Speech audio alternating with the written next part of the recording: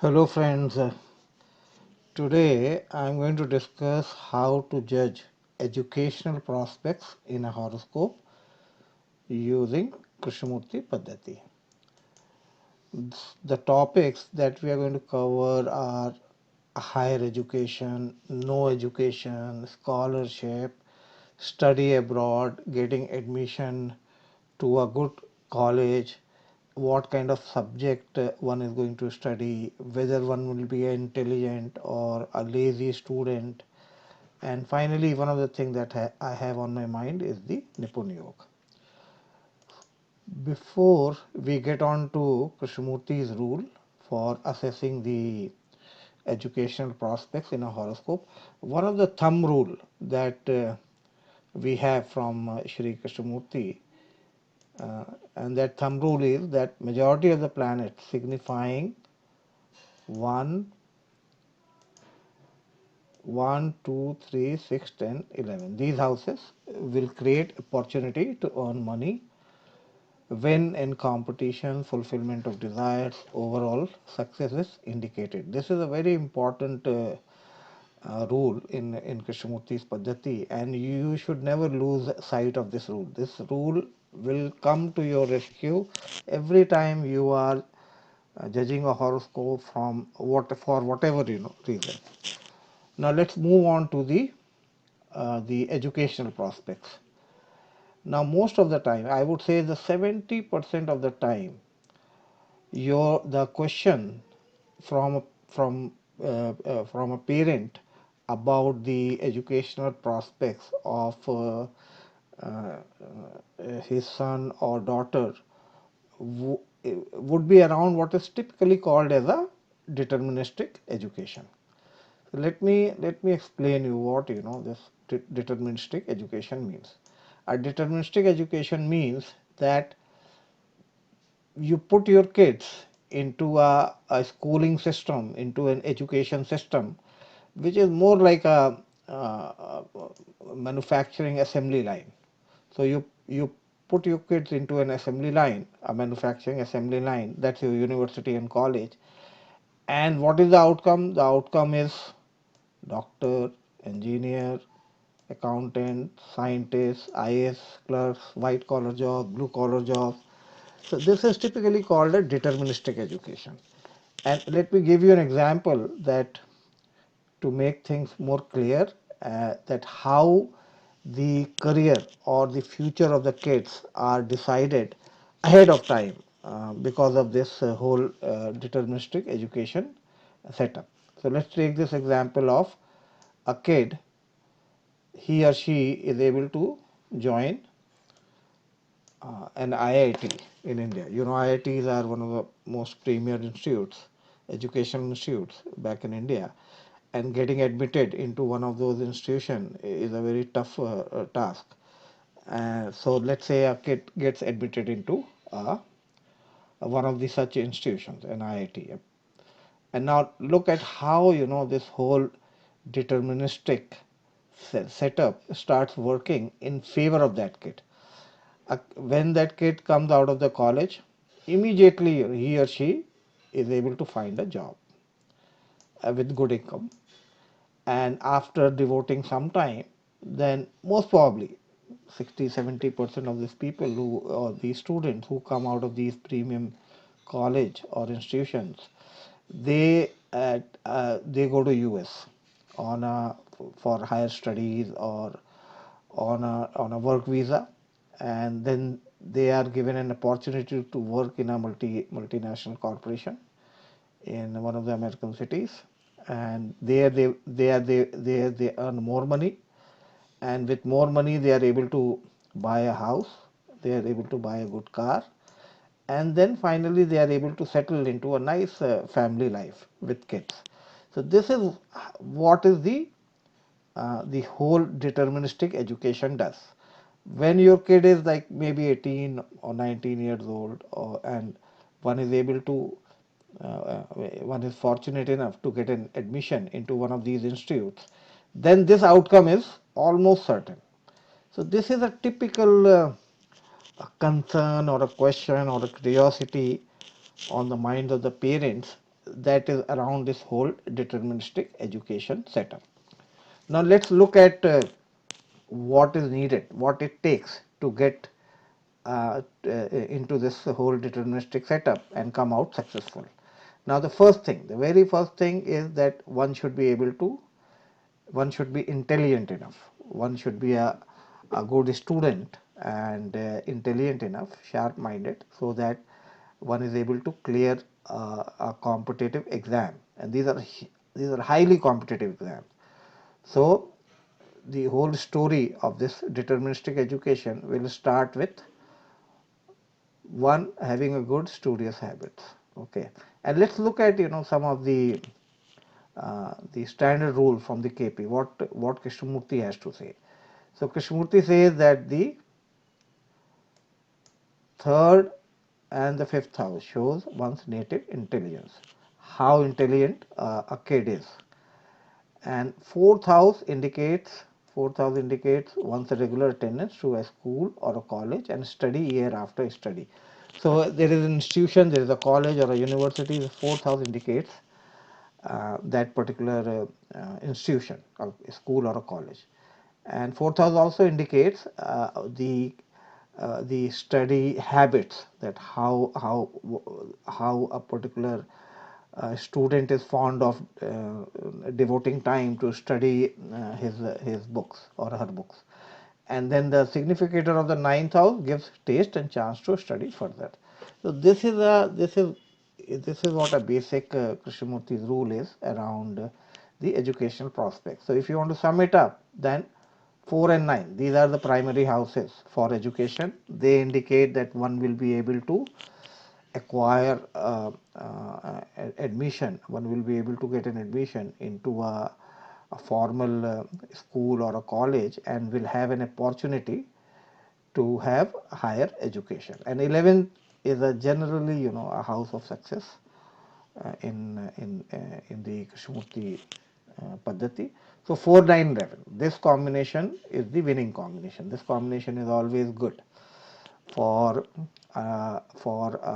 higher education and getting a good successful education in life. 4, 9, 11. This is the combination that is required. So when we say that 4, 9, 11, what do we mean by that? We mean that if you look at the table of significators, which I haven't created over here, and I assume you know, then you look at each of these planets, all the 9 planets, and look at how much they are connected with 4, 9, and 11. And this is how then you assess the strength of the education and the educational prospects in a horoscope. So 4, 9, 11, this is the main primary combination or the grouping of houses that shows a nice higher education in a chart. Now let's talk about the competition. I told you that getting into this one of these good colleges or an institution, which is always a concern of the parents, means a lot of competition. So for winning a competition, no special rule is needed. In KP, the 6 and 11 and also 6 and 10, these houses, they indicate a victory over enemies. Enemies here means the student, the other competitor, the other students who are taking a competitive exam. And so if you want to win over these and secure a seat in one of the premium institutes, then the typical 6 and 11, this combination has to be there. So when we say that this combination has to be there, what does it mean? It means that a planet that is a significator of 4th house, if it is also indicates 6 and 11, then it indicates that this person will have a good prospects or a good luck in acquiring admission to a good school or a college. Okay. Then the next question that usually comes is about the scholarship. Again, for scholarship there is no kind of any unique rule in KP. In KP, the income or the money, earning of the money is all indicated by 2, 6 and 11. This combination 2 and 6, 6 and 11, 2 and 11, these combination in one or the other way indicates the inflow of money. So when, especially when if you are a student and you have applied for a scholarship, so you will look at that the dasha bhukti during at that time, dasha bhukti and antar, and see if you have the dasha bhukti antara of one or more planets that are indicating 4 9 4 11 9 11, those kind of things. And apart from that, they are also indicating 611 and 610. So this creates a good possibility that one would be able to get a scholarship. Okay, so and then the next question is that will he or she be able to go abroad and study in one of the the US universities or some foreign universities. Again, there is no special rule. Going abroad in KP is indicated by 3, 9 and 12. So again you have to look at the Dasha Bhukti, and if you find that the planets Dasha Bhukti, the Dasha Bhukti Yantra planets are indicating 3, 9, 12, they are indicating also 6 and 11, and if they are indicating 4, 9 and 11, then you have to combine all these things together, and then you get a clear picture. Okay, this particular person is going to be successful in one of these competitive exams. It could be a medical exam, it could be a IAS exam, it could be a public service exam, it could be a IIT exam, or any of these competitive exams that ensures that particular person is able to get admission into one of the good schools and colleges. So, and then, like I explained you this about the scholarship, study abroad, and all that. So you have to combine all these different grouping of the houses and create a picture when you are assessing a horoscope for the educational prospects. Now let's look at the obstacles that are created. Again, for obstacles, there are no special rules in KP. The usual houses that are responsible for creating obstacles are 6, 8 and 12. Third, why we have taken third? Because the fourth house is the main house of education, and third being 12th. Not every time 12th house negates the main primary house, but in many cases, like in education, in the case of education, the third house will negate the fourth house. So, and when it join hands with 6, 8 and 12, this is not a good time to appear in a competitive exam, or to apply for a scholarship, and or to apply for any higher education, because 6, 8 and 12, in a combination of 6, 8, 8, 12, 6, 12, all these combinations create one or the other kind of obstacles. Again, look at the Dasha Bhukti and look at the all these combinations together, and you can have a fairly decent picture that what's going to happen for the in terms of the obstacles for the educational prospects.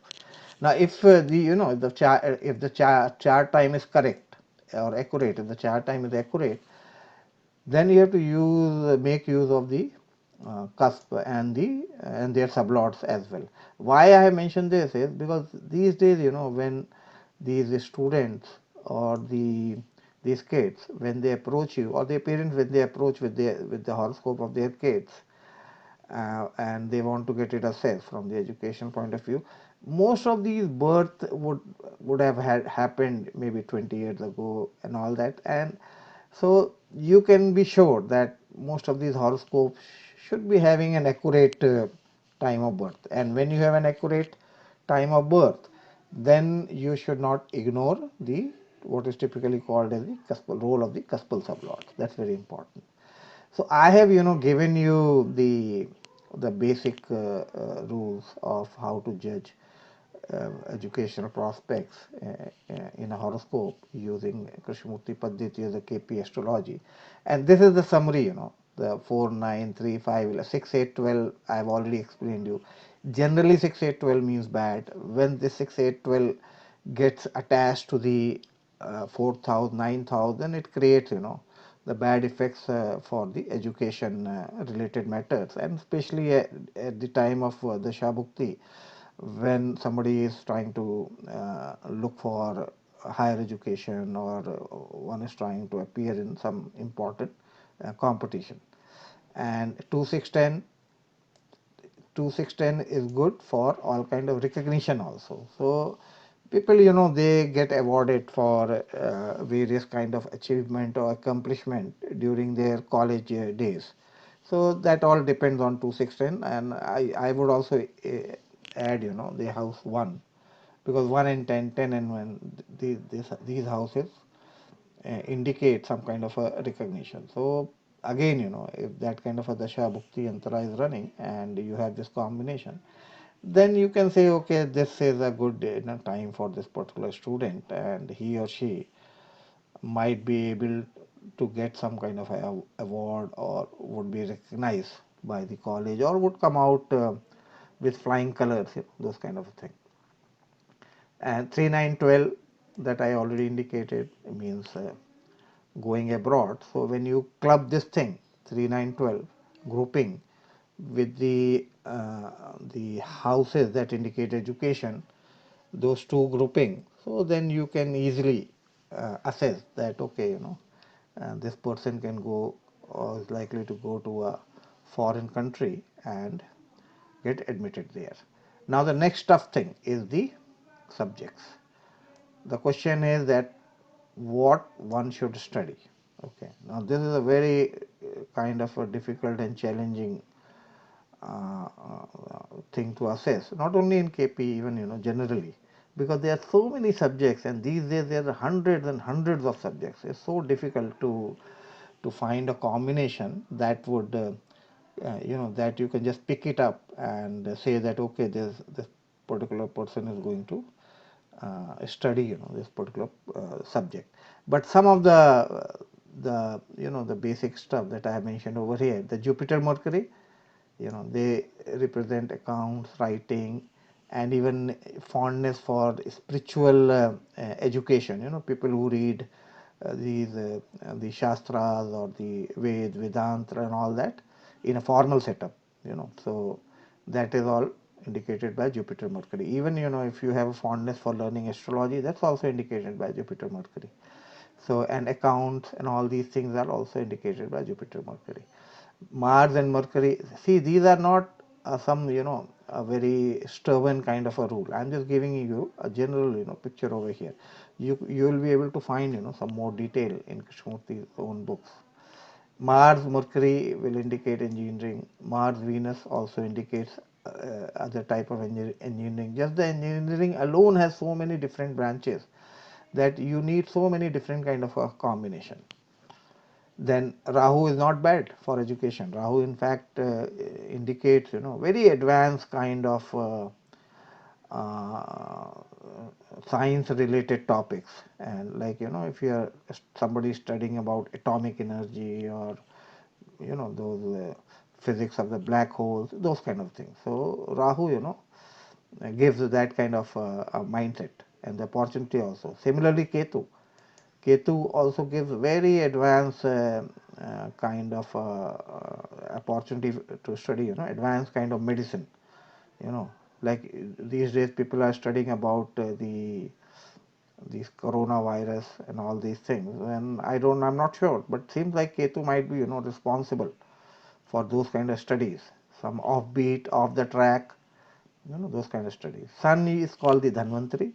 So when people say, okay, whether this particular person can become a doctor or not, then you have to look at Sun, and then you have to look at the houses like sixth house. Sixth house is the house of disease, right? So you have to look at Sun.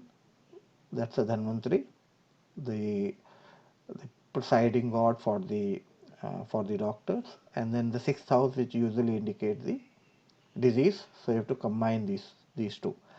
And similarly for surgery and all that, then you have to look into the role of Mars also, because Mars represents surgeons, and eighth house represents surgery. And then Saturn and Moon, they represent liquids, geology, people who work in like merchant navy, or they study those kind of subjects, or they prefer to choose that kind of a career.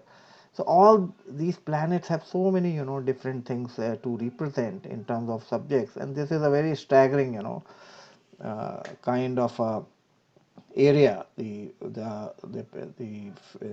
identifying the kind of subjects. And I'll discuss about, what kind of practical problems you will run into when you are trying to identify the subject that one is going to study, especially in the birth horoscope. In the horary, it's not a big problem, but in the birth horoscope, it's going to be a big problem. So I told you about the houses. I told you about a very brief, uh, you know, uh, uh, relation of planets with all these subjects, and then again, some of the signs and their elements, they also influence. So you have to blend everything: house, the planets, and the signs. For example, Aries signs, they produce all the intellectuals. So when you look at the horoscope, this is a Aquarius ascendant horoscope. This is just for an example. Don't make it a some kind of fixed, rule.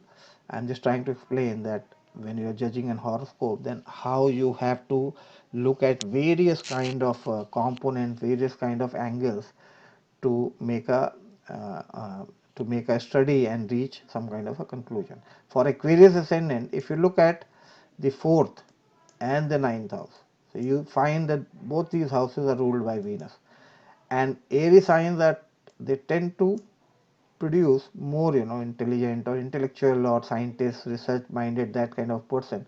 So you see one of the Aries signs, the Libra, appears as the ninth in the ninth house, and another Aries sign appears as the ascendant. So what does this indicate? That in the Aquarius ascendant, if the planets are in the star of Venus, they could go into, or in the sub of Venus, okay, then they immediately, create a connection between the fourth house and the ninth house, plus, the being the Aries sign. So this is how you have to keep on adding, points in favor of whether this person will have higher education or not. This is how you have to, judge. Now, one thing that's very important is that in these kind of tutorials, the one, that you are right now looking at, and even, the kind of the like the online courses or the professional, coaching that you take, those are not the last word. Okay, so don't get never get stuck up with what you are being taught in the classroom. Okay, and I have seen some of these online, I've seen some of these astrology lessons being given, and one of the definitions, or one of the quote that comes to my mind is, after viewing, some of these videos, is that the bad teacher imposes his ideas and his methods on his pupils, that's a student, and such originality as they may have is lost in the second rate art of limitation. What it basically means is that if somebody is teaching you in astrology and trying to, say, okay, this is the only rule that you have to commit to your memory, and that's it, it's just going to work 100%, you have to sit up and, be a little cautious about these kind of assumptions. Like all these rules that we discuss, okay, these are just for you to get started on this. Rest is, you have to move forward, you have to look at horoscope, you have to enrich your own experience. So that danger is there in these kind of tutorials, the one that you are looking at right now, and the other, professional coaching. You have to go beyond the classroom. That is what, I'm trying to tell you here, and I'll give you an example. After going through all KP's books and all those theoretical lessons on the education, the kind of problems you will run into the practical life. Okay, let me give you three examples just around education alone, and you will see that this is not being taught in the classroom, and you have to do your own research. Okay, let's take the Lata Mangeshkar. I'm pretty sure she didn't have any formal, any education, and maybe just a usual schooling. But I don't think she has like a PhD or any, like a double degree or something or like that. But she devoted her time, a lot of her time, in what is typically called as the riyaj, the learning practices for the music. So though she didn't attend any formal school or a college, okay, but can riyaj be considered as some kind of a formal training, you know? So, and the kind of vidya or the education, you know, she acquired has made her world famous, right? And then let's look at the Shankar Mahadevan, you know, and with Shankar Mahadevan, he started his career as a software programmer. You'll be surprised that he was in the IT side as a software developer, and but at the same time he was proficient in music as well. So and he had been working for some software development company. He quit his job and then he went into the music, and now Shankar Mahadevan is a household name in music alone. So this is one example where a person, somebody says, okay, what should I be studying? You can't just say that you have to just study IT or become a software engineer. Shankar has more satisfaction being in the music side rather than being in the coding side. Similarly, let's look at the Shreya Ghoshal, right? She went through this whole competition and of singing, and now she is one of the most celebrated Bollywood playback singer. Now, if you have happened to look at her horoscope, maybe when she was a budding artist, how would have assessed that she would not have a very kind of a advanced or a high level education, not like a PhD or any kind of that thing, and but still she is going to acquire a vidya that is going to make her world famous, right? So these are the issues that you run into when you are done with your theoretical understanding of the Krishnamurti's rule. Let's take another example. You know, these are the celebrity kids, right? And the question around the education is whether one will be able to go and study in a premium school or not, whether one will be able to go to some foreign country and study over there or not, whether one will be able to be successful in life after completing the study or not. Now, if you look at the celebrity kids, it's all there. I mean, just being celebrity kids, it's all guaranteed. That's why in the beginning I told you that never lose sight on the Krishnamurti's rule, which is the 1, 2, 3, 6, 10, 11. Once these houses are strong, pretty much everything, all desires are fulfilled in life.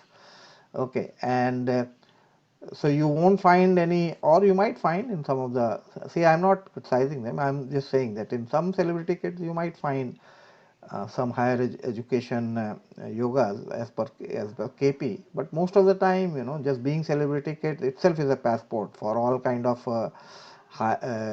scholarship or going abroad, studying in a good college, Harvard or Stanford or whatever.